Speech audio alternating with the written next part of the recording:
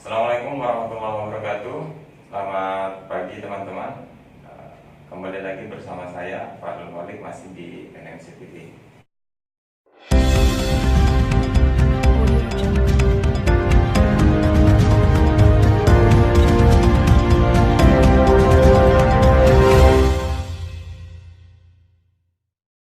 Jadi dari beberapa informasi kita pada hari ini, ada satu berita yang cukup menarik, yaitu tentang ambruknya jembatan di Desa Suliliran Baru yang tadi malam sudah sempat dikerjakan, diturunkan alat berat dari Dinas PUTR, kemudian ada bantuan dari PT DIM juga, kemudian ada teman-teman dari BPBD Kabupaten Pasir, pihak kepolisian, kemudian dan yang menarik pada hari ini karena ada anggota DPR yang berada di zona 4 Kabupaten Pasir yang memang menyempatkan diri sampai, informasinya sampai jam 3 pagi beliau mengawasi kondisi jalan tersebut, karena memang jalan ini jalan penghubung dua kecamatan, yaitu Pasir Belengkong dengan Tanjung Harapan, yaitu di Desa Lori. Kita lihat di sini. Jembatan penghubung Desa Suliliran menuju Laburan yang juga merupakan akses kecamatan Pasir Belengkong dan Tanjung Harapan ambruk. Kejadian ini terjadi pada hari Jumat 24 Januari 2020 pukul 17.14 waktu Indonesia Tengah. Guna kelancaran akses yang sangat vital tersebut, pemerintah daerah melalui Dinas PUTR menurunkan alat berat jenis ekskavator, dibantu 1 unit ekskavator dari PT BIM.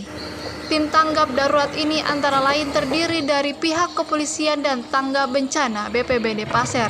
Yang cukup mencuri perhatian publik, hadirnya anggota Komisi 3 DPRD Pasir, Eva Sanjaya, dengan tujuan inspeksi lapangan dalam fungsi pengawasan.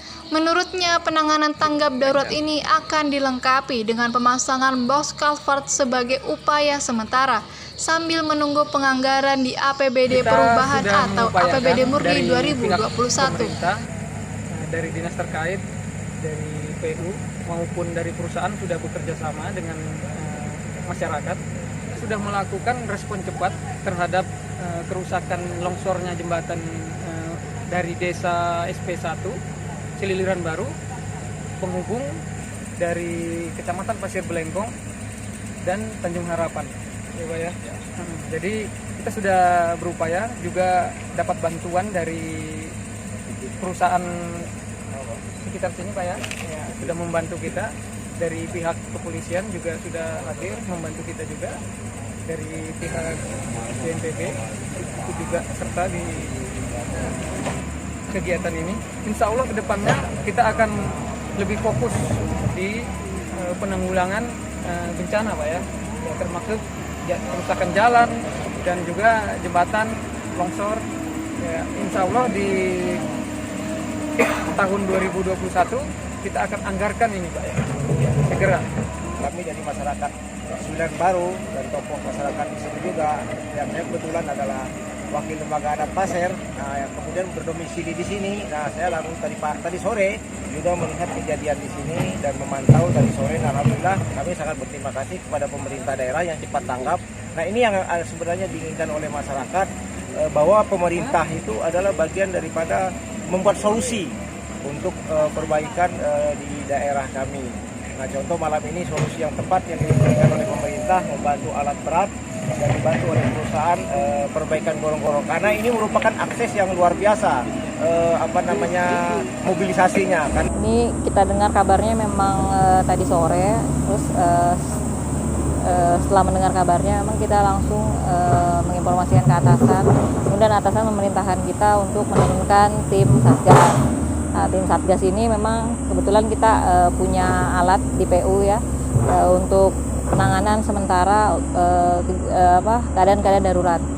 Penanggulangan lanjutannya nanti kita coba usul di anggaran perubahan di 2020 ini, atau mungkin kalau memungkinkan di anggaran perubahan, kalau tidak memungkinkan ya di tahun depan. Tapi kita berharap di tahun ini di anggaran perubahan itu bisa terrealisasi. Kalau untuk tanggap darurat jalan, kebetulan tahun ini kita mendapat 0 anggaran, artinya nggak ada anggaran tahun ini untuk tanggap darurat. Kalau untuk jembatan ada sekitar 300 juta, tapi sudah digunakan untuk kejadian yang di Bendik kemarin, yang runtuh di Bendik sama di Sebakung. Itu sudah teralokasi ke sana, sehingga di sini memang kita mencoba bekerja sama dengan perusahaan karena memang dananya kita nggak punya.